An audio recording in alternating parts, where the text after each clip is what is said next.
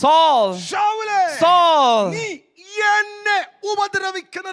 Amen. We read that, why do you persecute me? Amen.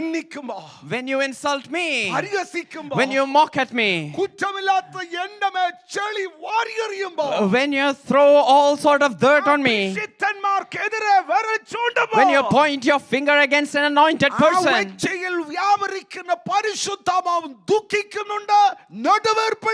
oh, the Holy Spirit that is within that person is totally in despair and is crying out.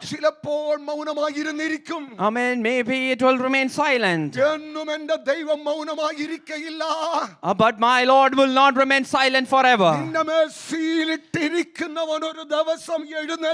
Amen. The one who has put the seal over your life, he would rise up one day.